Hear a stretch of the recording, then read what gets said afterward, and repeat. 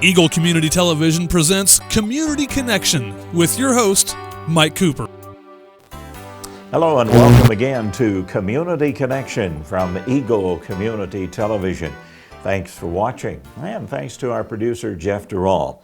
We're at the First Presbyterian Church at 2900 Hall in Hayes and visiting with the Center for Life Experiences Director, Ann Leiker, as we find out more about the Center for Life Experiences. You may have heard the name. You might have even been involved in a program, but perhaps you'd like to find out more, and that's the reason we're here visiting with Ann today.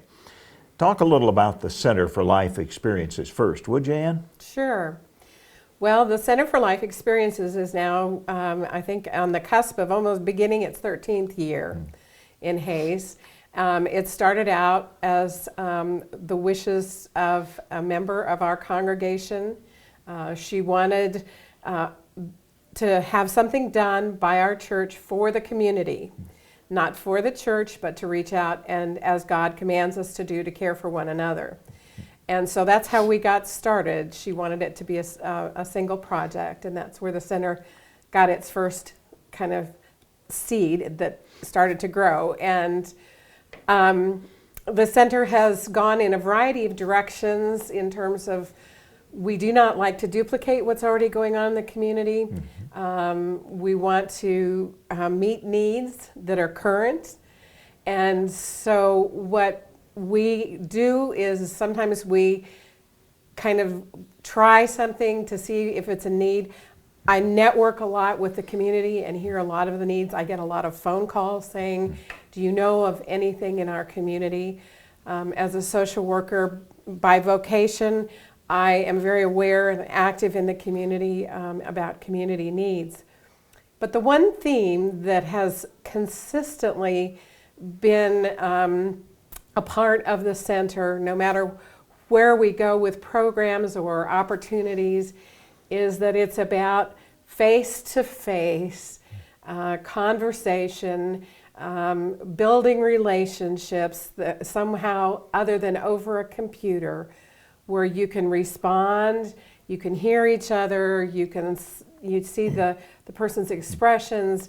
It's a personal kind of relationship.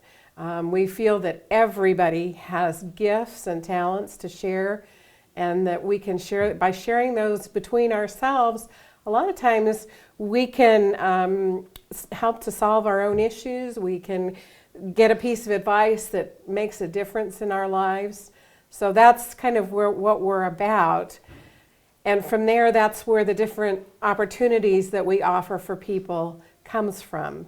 Opportunities such as we partner with Early Childhood Connections. We have for, I believe, 10 years now to offer Family Night Out, which is a very informal, interactive evening for children and parents where everybody gets a meal. The kids can go off and have a great time by themselves, and the parents can talk about a specific topic with the guest facilitator. We also do work with the National Alliance on Mental Illness, and their resource center is based out of my office so that people can come ask for help, get resources, get books, those kinds of things, plus they meet here once a month. It really is people-centered, isn't it, Ann? Absolutely, absolutely. And the thing I've noticed over the years at the Center for Life Experiences is the generational approach. You not only have generation-specific approaches, but you have programs that are intergenerational as well. Yes, and as a matter of fact, one of our programs that many people have heard about and participated in is Community Connections, which is where we bring together international students from Fort Hays State University and people from the community, especially people who are perhaps their children are grown, they have an extra place at the table they could set and invite a student to come have dinner. It's not a permanent thing. We get together about 6 or 7 times a year and help people to learn and exchange both interculturally and intergenerationally. And so, and it is fun. We have a great time, and it helps people to be able to talk and learn not just through the media and over the TV, but personally again. And we had to borrow from, I remember that particular program when we had to borrow part of the title for our own Community Connection without the S. So hopefully the copyright won't kick in at any time then. It's good for both of us. It does relate very well to community and connections for sure, because so many times people bring their unique talents and gifts to a meeting to share with others, to help others who are in the same situation, and that's really what the center is all about. Yes. You know, right now, unfortunately or not, depending on your perspective, with the elections coming up, we hear a lot about government and providing care and services for people. Well, we believe that, again, we all have talents and gifts at the grassroots level. And if we get busy and help our neighbors and help each other with perhaps some facilitation and some resources, then our government may not have to do that as much. They can hand it off to people in our community, like the center. And we have been blessed by some wonderful community people who are supporting our center, and as well as the church, to keep it going. And, you know, so that's something I believe we need to think about as a model. You know, we do still need the hospital and the mental health center and those highly trained professionals in situations, but we need to make good use of them. And yet, why not? We have such great talent in our own community. Let's use it to maybe not have to put out so much economically to the government. And we can also benefit ourselves because we get to know wonderful people and make good friends. And I was going to ask you about the funding situation for the Center for Life Experiences. Mm-hmm. Well, it started, as I said, with a charitable donation, but it is supported by the church. The church provides us, it is an outreach of the church. It provides us with office space and meeting space.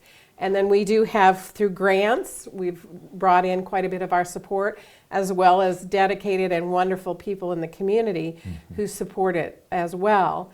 And so even though it is an outreach of the Presbyterian Church, it is ecumenical and it is a community project. And we have people from every denomination come and participate. This is not something that we're saying, when you walk in the door, you're going to become Presbyterian. No, when you walk in the door, we will respect where you are.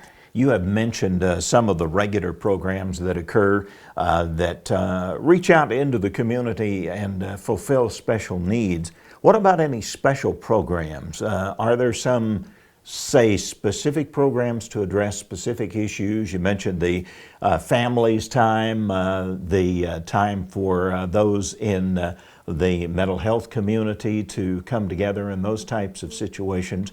One that's of particular interest that is of importance at all times, but specifically during holidays, I think, is the Healing After Loss Support Group. Talk about that. Okay. Well, Mike, we have 3 support groups for people who are going through the bereavement process and healing process. As you mentioned, Healing After Loss, and I'll come back to that in a minute.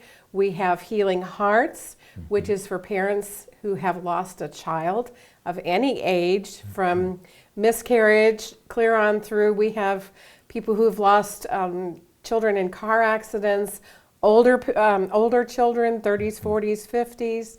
So we have a wide variety there.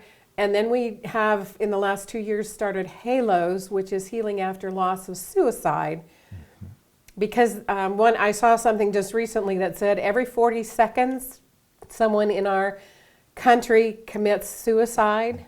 Suicide has become now the leading cause of death over and above traffic accidents. Yes. It's amazing the shift herein. Yes. But what it said next to it was every 41 seconds, someone is having to cope with that suicide as someone who's left over, who's lost a loved one. And so that's why that group got started, and it's a wonderful group to share the kind of unusual things that come along with losing and someone to suicide. Perfect example, I think, of people coming together in like situations, because really being able to identify those situations, you really have to be there. You have to have experienced that, don't you? And that's what Healing After Loss is all about. You bet. And this time of year, we just met 2 nights ago. Healing After Loss meets twice a month. They started meeting once a month, and they like meeting twice a month. They just don't feel that they can go, they like that, staying in touch. This time of year, when the weather starts to change, you start to get into the fall, the commercials start coming on television about Thanksgiving and Christmas, and you start having these emotional feelings about the holidays coming. And when you have lost someone significant in your life, even as you heal and you learn to go to change, make the changes in your life that come with that loss, it still is there. Even when you're having fun and in a big group of people, perhaps, you still know that there's something that's not quite right. It's missing from your heart. And if there's something missing, we would certainly encourage you to attend a meeting, to walk in. You won't be a stranger whenever that occurs. Definitely because there are not. people there who will have a welcoming attitude to you. The group of Healing After Loss is one of the neatest group of people that I know. We have people there who have lost a spouse or whatever 7, 8 years ago. They're not there anymore necessarily to deal with the deep bereavement and the emotions as much as to help other people who are newly bereaved and coming into dealing with a loss. And that makes it really special when you can sit across the table from someone who says, I remember when I felt that same way. And you know, when you're newly bereaved, you think, oh, I'm insane. I shouldn't be feeling this way. I'm crying all the time. I can't get a hold of myself. My life just seems to be without purpose. And, you know, those are all parts of the grief process. And a lot of people think grieving is like something like a mental illness. It's not right. It is. Grief, you have to grieve. It is normal to grieve, or it can become an issue for you, either physically or mentally, if you don't work through it. You will be changed by the loss. You will always be changed. But that doesn't mean negatively. You will just be changed into a different person. You learn how to take that person kind of with you and into things that you do and keep their lives going through your interests as well. As we've mentioned with Director Ann Leiker, there's so many of the programs that are available for so many different areas of interest and concern. And if you have a particular interest, concern, or question, certainly call the Center for Life Experiences. Talk to Director Ann Leiker, who will steer you in the right direction, connect you with people in like situations, and continue to influence greatly the people aspect of the Center for Life Experiences. Absolutely. Director Ann Leiker joining us today. Our thanks to producer Jeff Durall, and thanks to you for watching Community Connection from Eagle Community Television.